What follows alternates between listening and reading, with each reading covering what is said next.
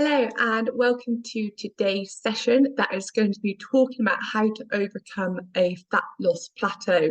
So this is primarily targeted towards people that are on a fat loss journey. They might be kind of only 1 or 2 weeks in, they might be 1 or 2 months in, they might be 1 or 2 years in. Now, a lot of the principles are going to be the same. I'm going to look at things from different angles in regards to why your fat loss might be slowing down or plateauing. And we will look at different options then in regards to how to progress forward with it. And this might be different for everyone. So the first thing to do is really to assess whether it is a plateau. So there's a few questions I want you to ask yourself and be honest with it so we can kind of figure out what angle we need to work with going forward. So the first thing is, if you use the scale weight, and I said not everyone will use the scales, but if you are kind of mainly basing your progress and your potential plateau on the scale weight, have the scales on average been the same for at least 3 weeks. So hopefully by now you understand the scale weight is probably going to fluctuate a bit due to kind of water retention, the type of food you've been eating, the time of day that you're probably measuring yourself on the scales. But if you're keeping everything as consistent as you can in regards to kind of your consumption of foods and drinks and the times of day you are weighing, is your scale on average staying the same? So that kind of the lowest point weight that you've managed to get off the scales, is that staying the same without any drop? So that's the first question. If there has been any type of decrease over the last 3 weeks, okay, then you have actually been making some progress. Okay, if you've magically got a £2 drop in the scales, but then it's come back up again maybe a day later, you still existed £2 later. Okay, that wasn't a fake score. So you are making progress. It just might be getting masked by everything. So if you've been making any progress on the scales or a decrease, then you are not yet in a plateau. The next question, if you haven't seen any progress at all on the scales, the next question is, have you seen any change in your body measurements? So hopefully you are taking measurements using a tape measure of different kind of body parts, kind of your shoulders or your bust or your waist and your hips, and maybe your thighs and your arms. Have those measurements also stayed the same for 3 weeks? If the answer is yes, they stay the same, then maybe we are in a plateau. If you have seen some change to those, and it doesn't have to be every body part, it might just be your arms or just be your thighs, or it might be just one thigh. If there has been a decrease on those measurements, and I would always suggest measuring in centimeters, not inches, because it's a smaller measurement, obviously scale, and you're much more likely to pick up a decrease on centimeters and millimeter measurements than when you're just relying on an inch, because an inch is a lot. We have seen any decrease in those measurements, then again, there is progress happening. It might be slow, but there is progress happening. Now, again, let's move on. There's no progress on the scales. There's no progress in regards to your measurements. Next question is, have you actually noticed any visual differences in how your clothes are fitting or how your body visually looks? So if you're taking progress photos, can you see a little bit of a difference? If you're wearing, let's say, a pair of jeans or a skirt, are you noticing the waistband is actually feeling a little bit looser? If you are, then you are making progress, okay? Not everything that happens in regards to fat loss is going to be shown on a scale where you're waiting for it to hit like a pound before you think you've increased or decreased, or you're waiting to hit a whole centimetre before you think you've increased or decreased. If there's any kind of change in regards to how things are fitting, then your body is changing the amount of body fat that it is holding, and I would still park that as being progress for now. If that is plateaued as well, which might well happen, let's look at the next thing then, because now we start looking into how we're going to deal with this. And the first question lies around, do you feel that your actions that you have been doing should have resulted in fat loss? Now that might seem a bit of a silly question to you, and you might automatically say, well, yes, of course it should, but actually does it? If your fat loss is plateaued, let's say in the last 3 weeks, and before that it was coming down quite consistently, have you actually been doing the same actions as you were prior to 3 weeks ago? Are you as consistent with them as you were prior to 3 weeks ago? Or actually, when you reflect on it, have you started loosening your stuff a bit? Are you a little bit slack in regards to not always hitting your step count as much as you were? Are you kind of forgetting to track a few bits of your food, or just consider some of the food choices you're making so you're not as hot on it?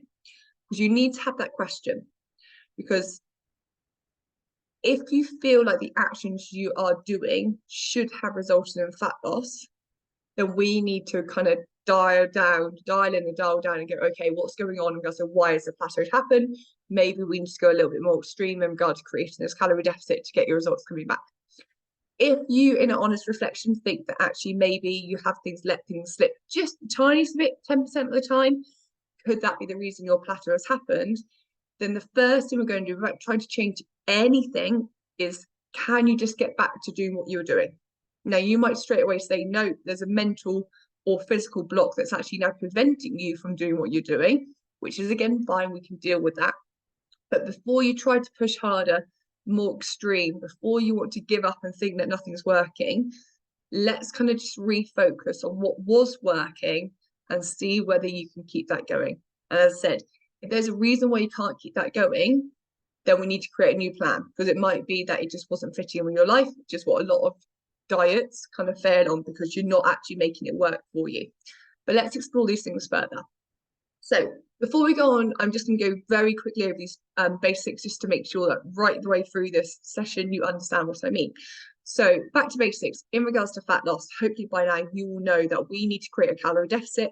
So if you've got the presentation slides to hand, you'll see the 3 pictures, and you'll see that obviously to actually lose body fat, you need to have more calories being burned than you are eating, or more calories being used than you are taking on. Okay, it's all about this calorie balance. If your weight, and I say weight really interchangeably with body fat, because they can be interchanged, you know, they are very different. So, but if there is no progress in regards to how much you weigh, the size of your body, visually what your body looks like, and how your clothes are feeling, and we are in a proper plateau, that means that we haven't got a deficit anymore. We are sitting at what we call balanced kind of maintenance weight, where on average your calories that you're consuming are on average the same as your body is needing. So what that means is then your body doesn't need to go to its stored energy cells, which is your body fat, which is just sat stored energy. It doesn't need to go and nick it from there, because it's got enough already going through the system. Okay, so that's for you to understand right from the start. And the reason I say 3 weeks is a minimum for kind of deciding you're in a plateau, because your body is not a robot. It's got very changing functions, and even you fighting an illness can make your body hold on to a bit of body fat for the time being, or it can hold on a bit of extra water retention for the time being, and your body kind of changes its functions depending on kind of the stresses on your body. Now, sometimes people will find actually they'll hold on to quite a bit of body fat while they're ill, because although they might be eating less, their body's kind of holding on to that body fat because it's part of its mechanism to get better. But then actually once you get over an illness, it can kind of fall off quite quickly. And so there's lots of things that are going on quite complex in your body. Ladies, with your hormones, exactly the same, that it can kind of hold on and then plummet. And I see that a lot with clients when they're weighing in every week. Quite often they'll have kind of 2 or 3 weeks and not a lot, and then it will just drop, and there'll be 2 or 3 weeks and not a lot, and it will drop. So we need to make sure that we're not just on the edge of that big drop and you suddenly decide to go into a huge deficit, add an extra 500 calorie deficit unnecessarily, when the results are literally coming the next kind of couple of days. Okay, so let's look again then. So why is there a plateau in your progress? Now, if you're quite early on in your kind of journey for fat loss, this might be one of the reasons. And one of the reasons could be that we actually calculated where you need to be incorrectly at the start. So just to recap, for those that either are coaching with me or maybe have used an online calculator or their Fitbit or MyFitnessPal to do this, is to start with, we had calculated your total daily energy expenditure. So that's what we think your body's going to burn every day for calories. That number we then taken a deficit from, so most of the time it's around 500 calories off, to then create your target calorie range in regards to what we think you need to eat in regards to taking on calories to produce at, on average, 1 pound of body fat per week. Now, some clients, you might have slightly different numbers there, but on average, that's very roughly what we're looking at. 500 calories off per day equals 1 pound of body fat on average per week loss. And that starting number, your total daily energy expenditure, is purely calculated on your height, your gender, your age, and then how much you class yourself as being active. So from totally sedentary up to very active. In your total daily energy expenditure, as you might have known if you've done a session one before, there's lots of things that make it up. There is your basal metabolic rate, which is the amount of calories you burn when at rest. So I often like to say, if you woke up and didn't ever get out of bed for the rest of the day, the amount of calories that your body burned, just sat there staring at the ceiling, awake and asleep, would be your BMR. On top of that, you've got your thermic effect of foods, that's calories your body burns through digesting foods. Then you've got your non-exercise activity, thermogenesis, that's all the calories and energy you're burning through just moving, twitching, standing up, sitting down, carrying the shopping bags, standing to cooking the tea, throwing your kids in the air, any type of movement, that will obviously burn calories.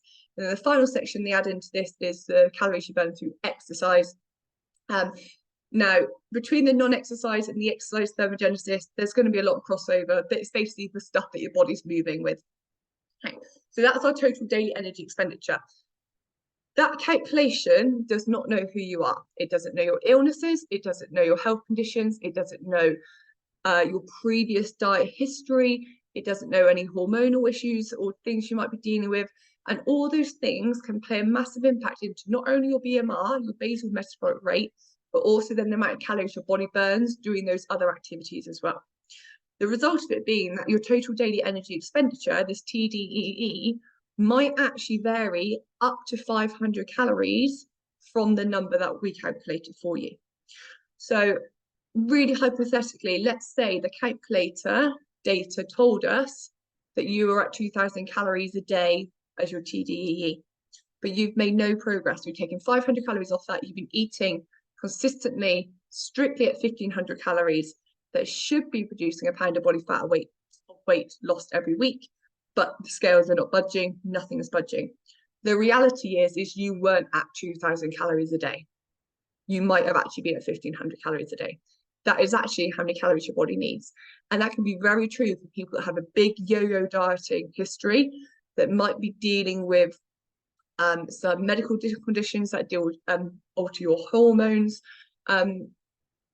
or you've overcalculated how active you are. And this is something that's very common as well. So your BMI, your basal metabolic rate, might actually be fine. That might be the 1,000 calories that the calculator says it is. But if you identified yourself as being active or very active because you exercise a lot, but actually outside of exercising, you have a desk job and you drive to work and you don't really move outside of those exercise classes, you might class yourself as being active or very active because you think you do 5 exercise classes a week. But those 5 hours of exercise a week aren't undoing the hundreds of other hours that you're sat on your bum having quite a sedentary lifestyle. So instead of grading yourself as active or very active, you should probably be sedentary or lightly active, which then would have brought down your whole score to start with to maybe 15, 16, or 1,700 calories, not 2,000. So again, that calorie deficit wasn't there. That as well, then, the other calculation mishap could be, I said, not only that you over-calculated how active you were, but also how many your body might just not burn as many calories doing that activity as we assume. So someone saying they're very active could be someone pushing themselves really hard, really fast and exercise. They're power walking up and down hills. And it could be someone else. Let's say, hypothetically, I get a lot of people that are nurses. So a lot of nurses that might be on their feet the whole day. And physically, they're stood up for a long time, but they might not actually physically exert themselves at a high level the whole time. So again, you can have someone that's very active, that's creating a high calorie burn because it is so taxing what they're doing, either for leisure or for work. And you get someone that's very active because on the feet all day, but the actual exertion of energy that it takes to do that is a lot lower. So anyway, one way or the other, we've started the marker too high in regards to your calories. The other thing that often is the reason that you're creating a plateau is, let's say we got that number right, technically, is actually the calories you're consuming that is meant to be 500 calories less per day than what we, obviously, your top starting number, isn't actually 500 calories less. So that might be, and I say tracking errors, when I'm talking this, like, yes, this could be someone actually tracking all their calories and they are plugging it into the system. And so they are taking account of everything they're doing. But it also can be that kind of mindful eating tracking, where actually you just forget things that you're putting in. But tracking areas in regards to it, you might be measuring things wrong. So it might be you're following a recipe and you put in more food in or more ingredients in than you thought. It might be you kind of, that spread of butter on your toast is actually twice the amount of butter than you actually thought you're putting in. That little drop of milk is actually bigger than you thought in your coffee. It might be inputting errors. So if you are tracking through a device, MyFitnessPal or my coaching app, and when you're putting in the measurements of stuff, you actually just, it's a typo error, really. You're choosing the wrong measurements. So quite often I'll see it, people default, I don't know, let's say they ate some chips and they'll put in chips, and there's the measurements of, you can have it in grams or milliliters or ounces or a cup, whatever, and they'll just choose like 1 cup, not actually knowing what a cup is, and actually it might need to be like 50 grams instead. So there can be those errors made. There can be whole foods and ingredients that are totally getting missed off tracking totally. So things like drinks, alcohol, that kind of picking at your kids' leftovers before you put it in the bin, having the odd sweet here, having the odd chocolate there, those things might not get taken into account. I've put knowingly over consuming. So sometimes people are in denial about that, but sometimes there is like sometimes it's like, I'm going to just overeat because I feel out of control anyway, so I'm just going to have it, but my brain's not really going to think about it. And that's very common. I quite often get a lot of clients, especially when they start off, they can't even really recall what they've eaten that day because their brain kind of tries to dissociate themselves from it. So I said that type of overconsumption might actually be happening. And there might be the other thing that's causing issues in regards to your calories in totals is that there's a few big occasions or big meals or big nights out on the drink that are kind of undoing a lot of the progress you're making.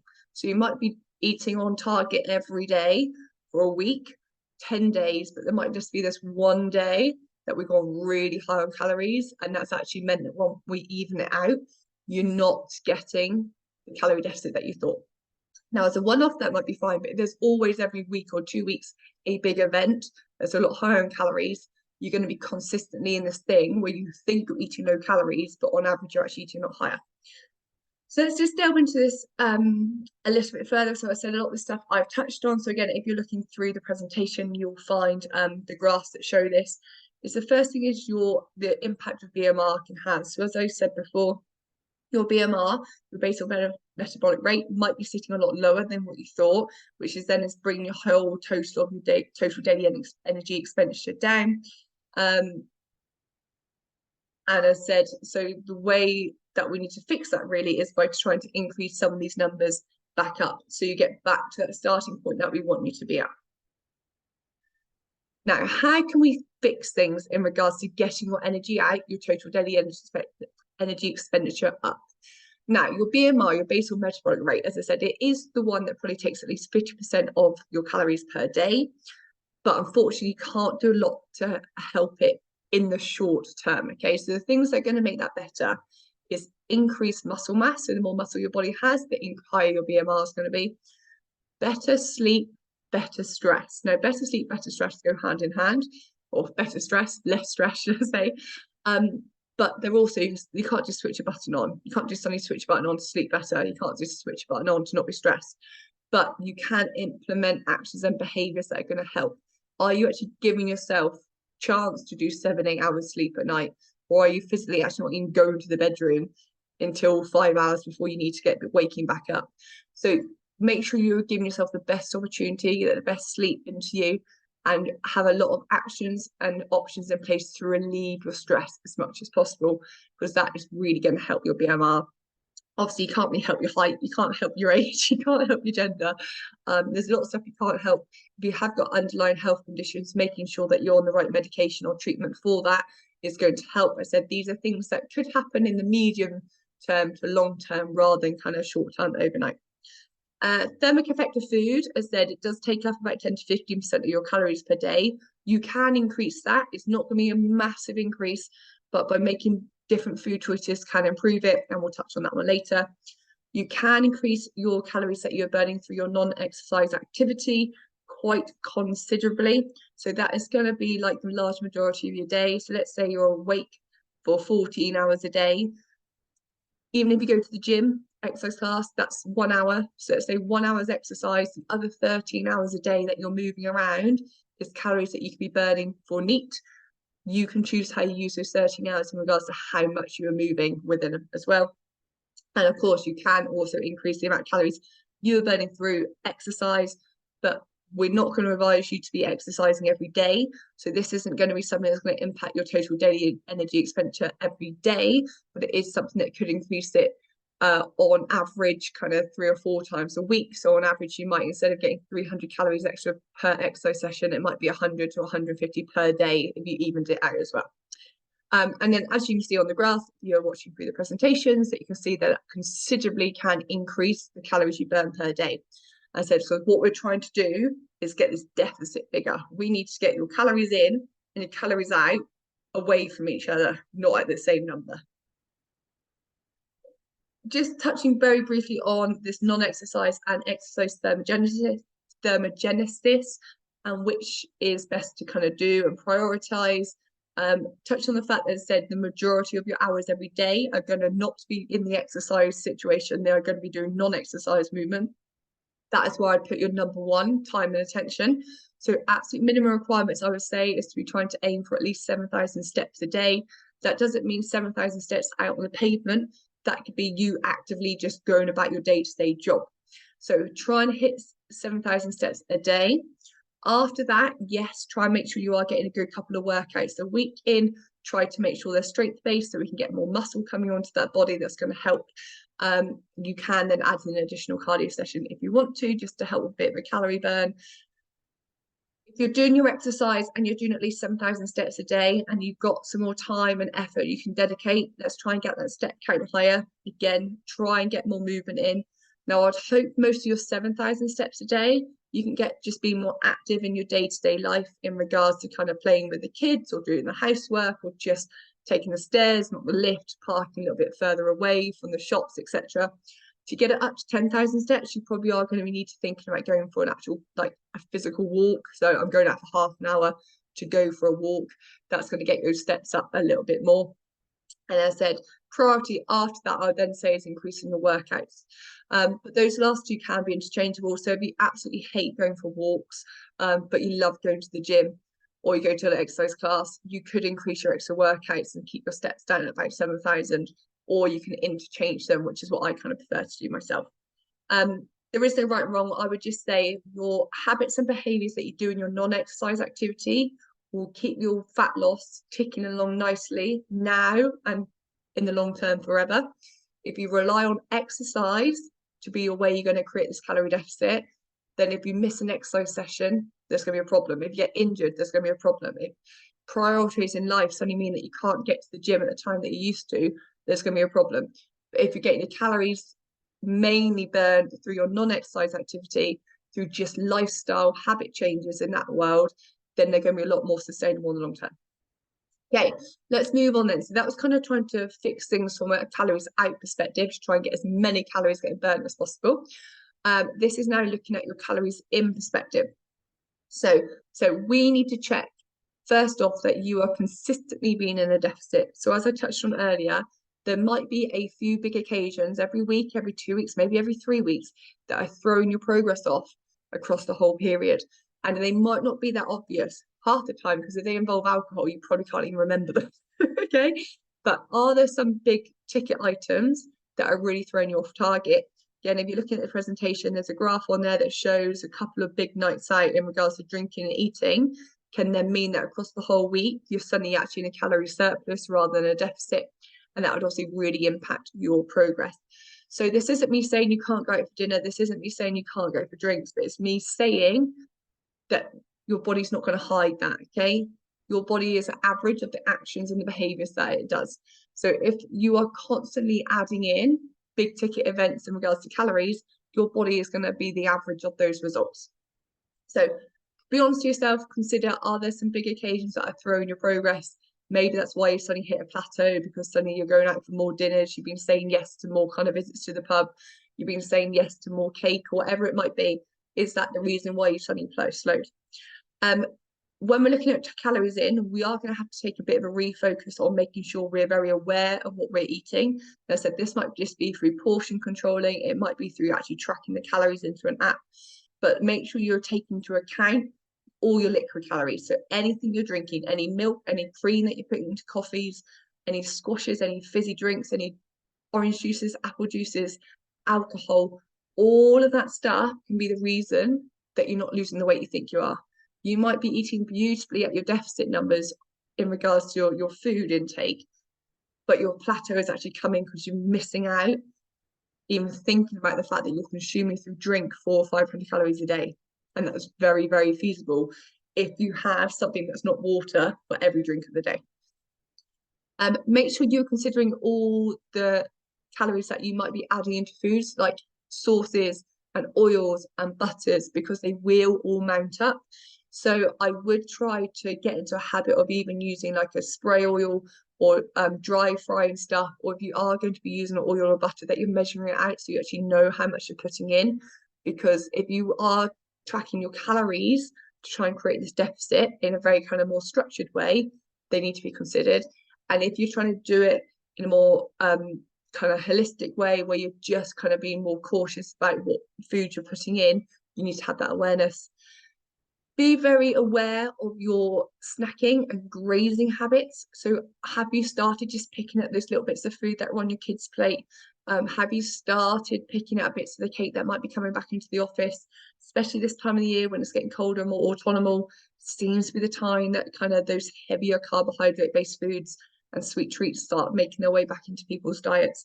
So just first of all, have an awareness, and secondly, if you're going to have them, own that decision and know that that is calories you're consuming that you might then need to not have elsewhere, or have the awareness that you actually positively say no to them, knowing they don't fit with your goals.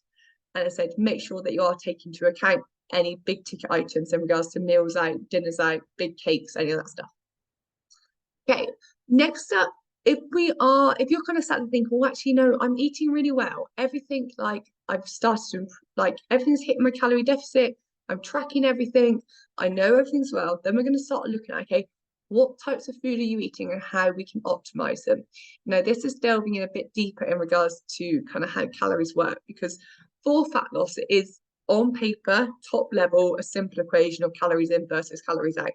But there is a big argument, and it's a totally true argument, that not all calories are the same, and understanding that is important. Okay, so a calorie, to explain, is just the amount of energy that's taken to bring the temperature of water up by 1 degree. Now, obviously that's all done in a laboratory, but different foods will take a different amount of energy to burn and to create this temperature increase in water. But depending on the type of food, depends on how quickly it will do that. So if you've got a food that's totally unprocessed, it generally has a bit of kind of a shell around it, which has to be broken down first, part of this burning process when they're calculating calories, before it'll burn and then heat the water up. If it is, sorry, get my words out. If it's a processed type of food, but actually it's already been broken down, it can get it up to temperature really quickly. It would then increase the water temperature very quickly. So although you can have two foods quite similar, how they break down and how much energy you get released is very different. Now, I've created a little analogy here, which, go with me. Hopefully it's going to make sense, okay? So I'm going to use an example of a train, and I'm going to use an example of a passenger train with 100 people on. And I'm probably doing this because my son is obsessed with plane trains. So I'm constantly playing trains. So let's say we've got a train with 100 passengers on. It pulls up into the station, which is your digestive system, if you want to stay with me on this lovely metaphor. Okay. And the doors open and all the passengers get off. They all get off into the carriageway, apart from maybe one or two that have fallen asleep but weren't really aware of where they were. That might be a bit big and got stuck in their seat. That 95% of those passengers are going to get straight off of the digestive system to a station, and a minute later, boom, the train's pulling out the station. So that's my first example. Now, let's imagine that same train with another 100 passengers on it. But this time, when we get to the station, only a quarter of the doors are locked. Okay, some of the carriage doors are locked in between the trains. Some of the doors that are going outside are locked as well. Suddenly, that same 90 seconds that train's in that station, passengers are scrounging to get off. They're getting stuck. They're putting a lot of effort in. Sometimes they're getting put too much effort in that they're then exhausted and they can't walk. and suddenly that train can pull away from the station, and actually only 70 of those passengers have got off rather than all 100. Okay, same train, same 100 people, but now there was a barrier to them getting off, but it slowed them down. They run out of time, and the trains moved on. That is the difference, hopefully, if my analogy made sense, of a digested, get my words out, of a processed food and an unprocessed food. Okay, unprocessed foods, lots of the doors are locked. They're hard to break down. It's slower to get through them. Not all the passengers, which in this case I mean the energy, the calories that are in that food, not all the calories can get out into that digestive system. For the train, the food's going to keep passing through you. If it's unprocessed and you're pulling into the train station and all the doors are already open, those passengers, the calories can just get straight off into the digestive system. If they're in the digestive system and they're going into the blood flow, you've now got circulating energy in your body. Now, depending on what type of food it is, it's going to circulate differently. But you've got free flowing calories in your body that, if not used, are going to get stored in your fat cells. So when we're looking at creating a calorie deficit, we're not just looking at the amount of calories you're taking in regards to putting into your mouth. We're actually looking at the amount of calories that when it goes through your body are actually getting taken in by your body, and how many of them you're kind of getting passed through. Because that is going to then mean a big difference in regards to that calorie deficit. So let's just explore that slightly more. So I've touched on this in previous sessions. So how many calories in each food are metabolized, so broken down into energy? That means varies depending on whether it's fiber, protein, carbohydrates, fats, or alcohols. Again, there's a graph in the presentation if you're watching it, but the kind of big ticket things to know is that fiber, like 25% of the calories kind of won't get absorbed at all. Proteins like 20 to 30%, and then a lot less is fat and a lot less is carbohydrate and a lot less is alcohol. So when we're looking at food choices to make in regards to what's most optimal, protein and fiber are always going to sit at the top. They've got the highest thermic effect of food, and they also have a lot of other benefits. So fiber, if we go back to this train analogy, there's two wonderful things. One, it basically, as I would like to say on this train, it takes up seats, even though it's got no intention of getting off. So it's going to stop at that station, and it's got no intention of getting off at the station. It's just here for the ride. It's just coming through that station, and it's happy to get off the other end. Okay, so the fiber is just taking up valuable seats. So you've eaten calories, you've eaten passengers that are sitting on that train. They're never going to get off. So they're kind of calories that your body's never going to consume, which is really good. And the other thing you can do is fiber can speed the train up. And my little analogy twist on this is if there's less passengers to get off to start with, the train is going to move on quicker. So it might actually only stay in the station for a minute instead of a minute and a half. Keeps everything flowing really nicely, okay? Which is why you want to keep fiber in the diet. Hopefully that makes sense as an analogy. And there's some research came out that I was listening to the other day, and it summarizes it really well. So they're looking at the difference of processed food versus unprocessed food and how your body digests it. And when they're looking at the processed food, all they did was look at almonds in a whole format and almonds ground. So we're not talking about something that's full of loads of chemicals. We're just talking about the same nut, just broken down into that like dusty form. And if you want to know the intricacies of how it worked, they basically looked at people's stool samples to see how many calories were still in their stool samples, because if it's in your stool sample, it hasn't been ingested. And what they found is when eating whole almonds, about 25% of the calories came back out in the stool, which meant only 75 of them were actually getting ingested and turned into usable energy in your body. When they looked at the same amount of calories being consumed in regards to ground almonds, only 5% was coming out of the stools. So that means 95% of the calories were getting ingested. And that just shows how it's exactly the same ingredient with exactly the same calories. So if you bought the two things in two separate packets in the shop, they're going to say the same amount of calories on them, but how your body processes them and how many of those calories it takes on are very different.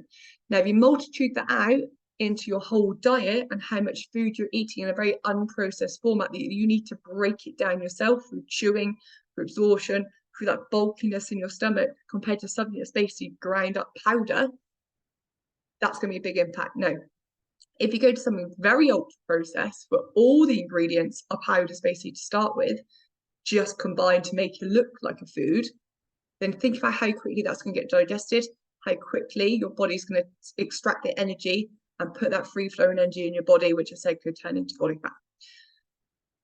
So there's a little checklist here for the presentation on when you're looking at food in regards to what to think about. So as I said, if you're a customer of mine, read the presentation. If you're not a customer of mine, but you'd like to have this, just give me a shout, I'll send it through to you. But the top things are going to be get protein into your diet, get fiber into your diet. And then we kind of want that at every meal. Choose unprocessed over processed. And then it's got a lot of eating habits and behaviors that are going to help you stay fuller for longer so you don't overconsume. Okay, next up, we're just going to touch on very quickly here is fixing this plateau in your fat loss through your mindset. Okay, so a lot of the time it's your brain getting in the way of the actions. Now, the bigger and the harder you make a diet, the less likely you're going to sustain it. Okay, so if you've created all your previous fat loss by going really hard and really fast and sacrificing all the things that you really enjoy, it's no doubt that you've now hit a plateau. On the other hand, if you've been going really slow and steady and just making small little behavioral changes, then actually it's a lot easier to fix this because it's less of a change that you're going to have to make. But choices that you can do here, you can go hard and fast. So mindset wise, this depends on you as a person on what works best. You can what you call double down and you can push harder and you create a bigger deficit. Okay, so obviously if you're in a plateau, your deficit is basically gone at the moment. You can go bigger and harder on that deficit. Sometimes people find getting a big noticeable change again on the scales, on the measurements, gives them that surge of energy they need to keep them going and the motivation to keep going. You could be someone different, actually needs to just adopt some patience and just adopt kind of consistency and just wait for those results to come and trust the process. They might be slow results, but as soon as the results start to come, that again can motivate you. It might be that actually you're just exhausted from the dieting phase, mentally from having to think about everything you're doing, and physically because it might be you've kind of been having to go above and beyond to get your kind of movement steps in and stuff. So it might be you just want to take a pause on fat loss and actually think about just maintaining your current body weight. And maintaining can be quite difficult for people if they were used to eat a lot higher calories and were maybe putting on weight before they come to the dieting stage. So it says think about staying at maintenance. So you're not trying to push for a diet, you're just trying to stay where you are. And the last one, which I really like to encourage people on, is to change your focus on your goals. So you might want to, instead of thinking about fat loss as your prime motivator, you can actually change it to performance-based goals. So you want to get stronger, you want to get fitter, have some measurable targets. It might be that you want to improve your running speed. It might be you want to improve the length of distance you can run. Whatever it might be, if you change your focus onto that, a lot of the actions are still the same. You're still going to want to eat all these really nutritious unprocessed foods because they're going to give your body the fuel that it needs to get through the session, and it's going to give you the tools and the energy it needs to recover from them. You are still going to want to be exercising, you're still going to want to be moving because that's all going to help your goal. But what's not going to be happening is your brain's not going to constantly be judging yourself on fat loss, it's going to be judging yourself on you working towards your performance. So I'm just going to recap here. So I said, when it comes to mindset, just remember the biggest thing that's getting in the way of you progressing is you. Okay. How you deal with situations. Are you really negatively reacting to situations that are happening to you? Or are you really positively responding to them and finding that can-do attitude and your ways around working with stuff? Are you relying on motivation to try and get you through this fat loss phase? Or is there discipline getting shown every day? Are you focusing on your eating habits and your movement habits in the same way that you would do with your work and your sleep and your kind of commitments maybe to friends or to family? Have you put it high enough as a priority? Have confidence in yourself that you can do it, okay? So confidence is going to be often the thing that makes or breaks you. If you go into any situation already believing that you're going to fail at it or you're not going to succeed at it, you are likely to fail at it and not succeed at it. If you go into things wanting stuff enough that you build that confidence, which can feel like pretending to start with, but pretend to have that confidence that you believe you can do it. And over time, you will start proving to yourself that you can do it through all those little steps that you take, all those little wins that you gives you confidence. Even let's say, for example, let's say you have had a plateau for the last 3 weeks. Let's say there has been no fat loss. Now, you might take that as a failure. I take that as progress, because if you have quite a yo-yoing dieting history, to manage to plateau for 3 weeks is actually amazing, because instead of going from big weight loss to big weight gain, you've gone from big weight loss to just sitting level. And sitting level is not where you used to be.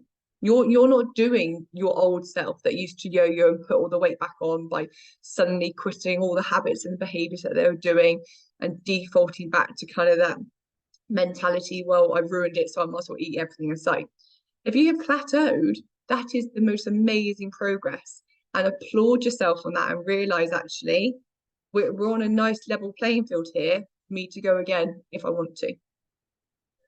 So let's assume your mindset is in the right place, or you're going to work on your mindset to get in the right place. Let's come at this now with decision. Okay, which approach are you going to take? Are you doubling down? Are you going harder? Are you pushing more? Now, by that, I don't mean going into a crazy calorie deficit, but I do mean you're going to actively try and consume a couple hundred calories less a day to try and see where we can get these scales moving. Or are you just going to start ticking some boxes again on consistency and see that progress starts to come and just accept it is going to be slower, but slow downward progress. So slow downward progress from the scales perspective, where the weight's obviously dropping or the measurements are dropping, is still going to be really good progress and something you're going to sustain. So make those choices, and then let's look at some practical things that you can do, okay? Because now you hopefully got the knowledge and understanding to know why you've had a plateau. And now we're going to look at kind of pragmatic things that you can do. Now, main thing we're going to want to do is get some consistency back into what you're doing, okay? And I would say let's focus to try and make sure we're getting the numbers right, so we're understanding where your body is in regards to a calorie deficit. Is I would plan ahead. I would look at the next week and I would create a meal plan. Now, I said anyone that's one of my clients, I've already done an education session on this. If you're not and you're listening and you want the help, just send me a message and I'll pop over to you. But create a meal plan. On that meal plan, calculate your calories across each day, across the week. Take into account that you want to get protein and as much fiber into every meal. And you're going to total off each day to make sure you're hitting your targets and you're hitting your protein. Allow yourself capacity within that to have a few drinks or snacks, whatever it is. So you're kind of covering all bases. Then what I want you to do is eat like that for the next 2 or 3 weeks. Now, that on paper might seem quite boring, but you can have variety. So you can have a slightly different meal plan from week A to week B. It might be the exact same meal plan, but actually within that week, you have variety. Some people prefer to eat the same breakfast for 7 days a week. Some people want the same breakfast only on 2 days a week. Same with lunches. All I would say is narrow down your options for now. This is just the kickstart, okay? So narrow it down so that you've got more control, so there's less confusion, there's less things to think about. And then plan in to your diary how you're going to get your non-exercise and your exercise activity both up. So that might be planning in when you're going to go for a walk. It might be planning an extra time into your diary to get to work, because you know that actually you are going to park half a mile away and you're going to walk the last half a mile. It might be, you know, you're going to get off the train or station early to walk further. Give yourself a buffer of time that you can do something activity-wise above and beyond what you normally do. Maybe allow yourself an exercise session here or there as well, but get them into your diary, okay? And then we're going to do those things as per your plan, or as close to your plan as possible, for 2 to 3 weeks. And mentally, if you know there's a time cap on this, you're way more likely to stick to it.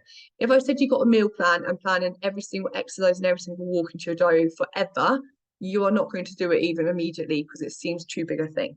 But this is basically to test where your calorie deficit is. So then in another 3 weeks' time, which is stage 2, we're going to evaluate what's happened. If you've started to lose fat, you can be confident to know that what you've done has been working. You have managed to find a calorie deficit. The number of calories you're consuming against the number of calories you are expending works. So then it's going to be a case of making sure you can somehow do that sustainably and consistently over a long time, with different meal plans, with different schedules. But you know your body is not kind of magically holding on to body fat. it will lose it. It just needs the right thing kind of chucked at it. So let's say 3 weeks down the line, you've done that consistently and there's still no progress. Now we need to create a bigger deficit. Okay, so prior to this, I'm kind of saying do a calorie plan, a meal plan based on the existing numbers you had. If you know that consistency was probably your issue. Now, if you've been consistent for 3 weeks and you're still not making progress, then yes, we need to make a bigger calorie deficit. And we're going to do that by 2 things. One, or the other, or both. You can increase your non-exercise activity and your exercise activity thermogenesis. Now, I would start by going for 2,000 extra steps a day. So that might be you going for an extra 10-minute walk, 15-minute walk, somewhere in your day. Okay, could be at work, could be while the kids are playing, could be you walking around your garden, could you just be stood up in your house? So you just tell yourself, you know what, I'm not going to sit down for the next half an hour. And you will find jobs to do and you will move toys around and tidy up or whatever it is. Just get 2,000 steps an extra day. And add in an extra workout, okay? I prefer the 2,000 steps a day as your number 1 target because that's probably going to be adding 100 calories maybe per day extra on top of your calorie burn. 1 workout extra a week. If we spread it across the whole every day, you might be talking 50 calories. It's not a lot if we spread it out across the week. And then the other thing we need to then do, potentially, is reduce your calories, okay? So reduce them down by 100 and maybe 200 calories off the number you've been aiming for. With the caveat that I really wouldn't recommend going lower than 1,300 calories because it's going to be hard. Now, yes, if you eat loads of unprocessed foods, you don't have lots of sugary snacks, you drink only water, so you're not getting any calories in through water, it's going to be more achievable. But you've got to be realistic with yourself. If 1,300 calories is miles off what you used to eat, it might not be sustainable, okay? So try not go any lower than 1,300 calories, and that's really for kind of the smaller, more petite lady. Anyone else probably could take higher calories than that anyway. So we're going to increase the calories out, we're going to decrease the calories down. Now, within that, there probably is going to be a bit of room for error, okay? So your calories out calculation might not be as high as you were aiming for because tracking devices tell you burn more calories than you actually have, but that doesn't matter. We're going to increase that. And the same way that even if we don't totally get 1,300 calories or whatever our new deficit is, if you're eating less than you were before, we're still creating a deficit, even if the numbers aren't exactly true. That should get you some fat loss, okay? If after 2-3 weeks of doing that, you then are still not receiving any or gaining any fat loss, then you're going to have to come and properly, I say, reach out to me. And for those that work with me, I'm going to be there every step of the way, but there's something bigger that we're not seeing, okay? Now, that might be a health condition that's coming on. Obviously, I'm not going to diagnose a health condition for you, but I probably will be signposting you to your GP because I have had before that people have suddenly, I don't know, developed a thyroid problem and that has really decreased their BMR and it has obviously thrown their fat loss plans out the window in the meantime because their calorie deficit was kind of nowhere near where we thought it would be. But we would unpick if there's anything we're missing to why you are getting a fat loss and now you're not.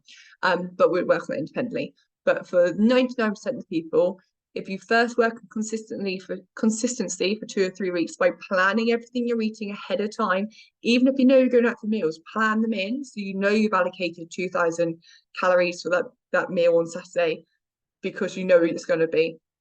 Plan it all in, follow it, create a structure in regards to your exercise and non-exercise activities so you can increase that and keep it consistent for 3 weeks. Then after that said, reevaluate. If you need to go higher on the calorie burn, you can. If you need to go lower on the calories you're eating, you can.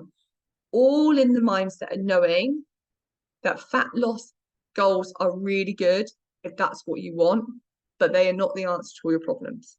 And I'd like to always caveat everything with this because I think it's really important for me to say that your happiness and your self-worth are not just sat there at the end of the rainbow where your fat loss is, okay? And sometimes the reason you might be hitting a plateau is because you're subconsciously realizing that. Because some people think that their motivation to achieve fat loss is going to increase as they go on that journey because they start feeling happier and more confident and more outgoing. But actually the opposite happens. They don't feel any different about their body. So actually the motivation to keep plugging away at achieving that goal can sometimes become less rather than more. So understanding that you can work on these things independent of each other, I think is really important. And understanding that you are not your fat loss, that is not what determines your self-worth, is really important. You want fat loss, I'm here as a coach to support you through fat loss. And I'm here as a coach to help you get all that self-confidence that a lot of you want from fat loss, but not necessarily together.